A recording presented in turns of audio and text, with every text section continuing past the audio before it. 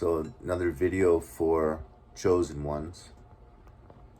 I know it is a real thing. There's too many people that make videos on being a chosen one that just speaks to me and just is like it's like they're me. You know, they're saying exactly what I went through, exactly what kind of I've experienced, all the good and the bad of kind of feeling a special connection with the Lord. And the first time I really kind of experienced people kind of admiring me, but then also hating on me at the same time, was the first time I got like a big group of friends. And so I transferred out of public school and into private school in the beginning of 6th grade. I went to the Good Shepherd Catholic Elementary School and became an altar boy right away, and just fell in love with the Holy Communion and confession and Mass, and was just like swept up, literally, like, you know, in romantic relationships, people use that expression.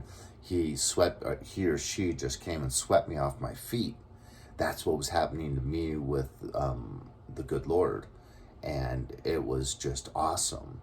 And even to this day, I try to have complete and total reverence for the Eucharist. And people will kind of look down at that, you know, like walking up to receive it. I don't like making eye contact or talking to people. I like being steeped in prayer. And after I receive it, I like being very reverent as I walk back to my pew, and being just amazed with the miracle that I've just been a part of, and that now the good Lord Jesus, his body, soul, and divinity, body, blood, soul, and divinity is within me, coursing through my veins as it gets digested. And, you know, might make eye contact with someone I know, but I don't want to smile and wave to them. I'm in a certain place, you know. But even back as, you know, a 6th grader, I saw that people would just, you know, my new friends would just receive communion like they were just receiving a wafer, you know, and, you know, maybe high five a friend afterwards, or stick a friend in the ribs with a thumb, you know, and just kind of screw around. And I wasn't about that. And so it was by the end of 7th grade that this group of friends that I really, really loved, and there were most of them were altar boys with me, or at least 2 of them were, 3, started calling me Goody Two Shoes. And it's like, wow, how in the heck did I get the title Goody Two Shoes? Because I'd already been in several fist fights and kind of was good at it, because I came from a violent background, and a brother that was 4.5 years older that would love to manhandle me. And so I had a lot of, I guess, pent up anger, getting manhandled by him and getting put in headlocks and not being able to do much about it. And so when someone my size would try to do the same thing, I kind of would unleash. And so I was a skateboarder. I was into malicious mischief. We used to break windows and throw rocks at the bus. And I'm being called a Goody Two Shoes? Okay, let me think about this. Okay, I don't like to cuss. Maybe that's it. You know, they're already smoking marijuana. Yeah, right? I know, in 7th grade, I'm not smoking any marijuana. That broke down later, but at 7th grade, I was thinking about becoming a Catholic priest. So yeah, on some levels, it's appropriate that I was called Goody Two Shoes. But on the other side, it was kind of like just a slap in the back of the head. It's like, how in the heck did I earn this moniker Goody Two Shoes when I'm always having old ladies yell at me as I skateboard by them in Century City, when I'm running from security guards all the time, and sometimes they catch me and they take my skateboard and my parents have to go pick it up, and then I'll get a spanking. And I mean, I was always in trouble getting spankings at home, and you know, having teachers get upset with me because I've always been so enthusiastic. Chosen ones are full of love, joy, and enthusiasm, even before they sometimes know the Lord. They don't know why. And so every subject matter that the teachers would teach upon, I would have so much interest in and love for. So I was constantly raising my hand. Sometimes forgetting to raising my hand and just blurting things out. And I'm still the same way today. So these figures of authority, teachers, leaders, I rub the wrong way. And I think that's something that a lot of chosen ones will realize, is because people like to try to demonstrate a certain level of control over you and your life and your decisions and how you make your decisions. And as a chosen one, you're fiercely independent, and because you've got this connection with the Creator, and you don't really, it's like, yeah, some things you say I'll take, some things I'll leave, because I'm a sovereign. You get this feeling that you're a sovereign individual that is completely in line with the Creator and able to make his own decisions, and able to pick and choose between what they want to adhere to and take and make part of their own philosophy and ideology, on other things that they want to leave. So,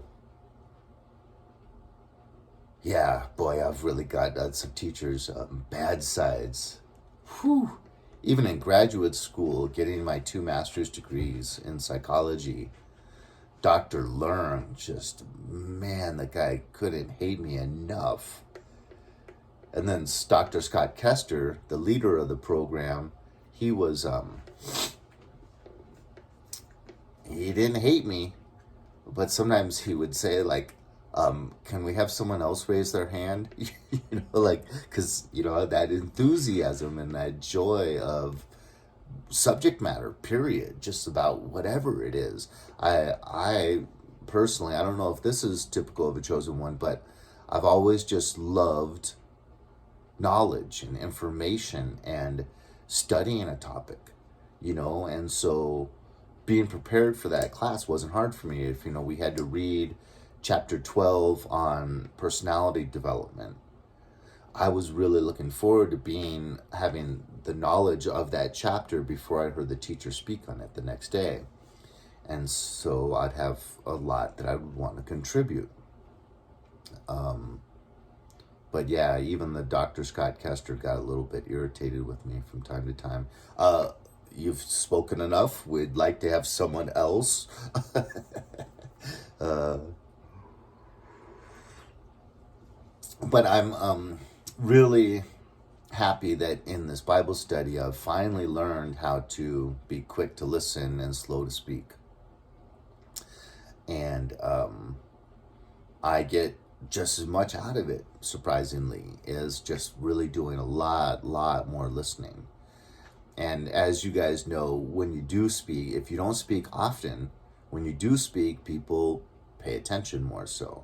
But if you're like this, just droning on and on and on, after a while, people just start to kind of tune out, because it's like this mouth never stops,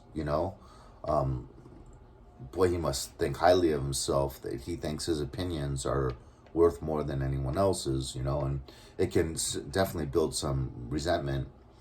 But, that's what's fun, is we always can grow in different areas, because we're becoming Christ-like, but we're never going to be Christ. And so we've always got so many areas to work on and to improve.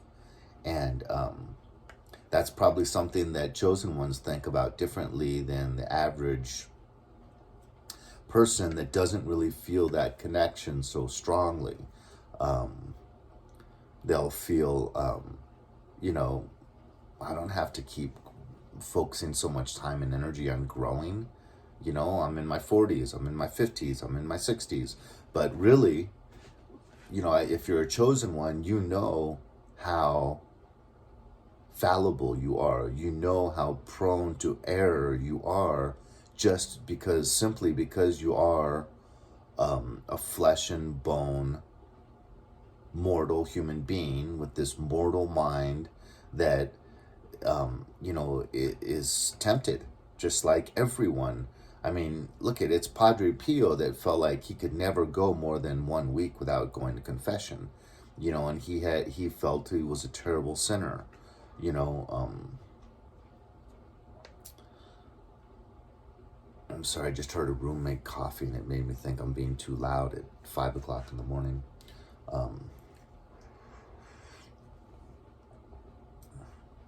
So yeah, kind of really took me out of my train of thought. But it's just a wonderful experience. But a lot of times you will have gang stalking, and it's because so often these people admire you, but but the demons often feel they're not allowed to take you down alone. So there's a group effort, and you know, so we're really kind of used to people coming up against us, you know, and you might get people that are honest and say, you know, wow, there's just something about you, you know, you always carry this positivity and this enthusiasm and this happiness and this love of life. And, you know, they might say that to you in front of like a friend that kind of envies you, or at least kind of sees this similar thing in you, but has a little bit of resentment. And then, you know, you'll see that friend kind of get irritated with this other person saying, acknowledging that you kind of have this like gift of the Holy Spirit. You're kind of just full of positivity and energy and enthusiasm. And it's just because you've got that connection. And, you know, chosen ones are predestined. It's spoken about in the Bible. He foreknew you. And when you are foreknown by Jesus, he favors you, and he expresses that favor very young. And so it changes you. And you just feel blessed, even though you get gang stalked, even though you have teachers that just can't stand you and start writing you up and giving you penance and sending you to the dean of men. And on some level, you kind of always understand that you're being picked upon out of a place of envy, because there's something different about you. And I'll use the word, it feels wrong. I know it feels a little arrogant, but there's something special about you that you've known from a very young age. And you've just kind of always had this faith and knowledge in the Creator, because you're constantly feeling this two things: you're loved and you're protected. And you're just feeling this being like communicated to you. And even thirdly, you're special, you know? And you might kind of stop and wonder, you know, am I being arrogant, Lord? And get the response, no. You know, you have a lot of people that don't have this connection that we have, and they're going to sense that you have it and they don't, and they're going to be envious. And some of these people are, in biblical terms, wicked, and they're going to try to take you down a notch, and they're going to try to throw a wrench in your works. and do things to make you question yourself and that connection that you have. So they'll try to, shame you and point the finger. Oh, we saw you do that, or this or that. You are just a wretched sinner, and you're kind of just like, it kind of takes you down a little bit. But that's only when you put stock in the words of others, because we're only performing for one, and it doesn't really matter what anyone wants to say or think about us or to us. All that really matters is that relationship with the Lord and that connection with Him, and growing, constantly trying to please Him by following His words, commands, and growing. Sometimes it comes down to having to focus on one area intently, and working on that one area for maybe months, and then finally improving in that area, and then going on to the next area. But I just hope people accept my apology for just checking out of making content for a whole month. I'm going to post that other video. I think I'm going to call it my apology, and want to try to get back to trying to motivate people and have that enthusiasm going, because I feel there's definitely a place and a need for these chosen ones to, especially when they're finding themselves and they're finding that they can somewhat separate from friends and family in the secular world and really pursue that relationship 100. God bless you. Thank you for watching. Please hit like, leave a comment, share this video. Talk to you later.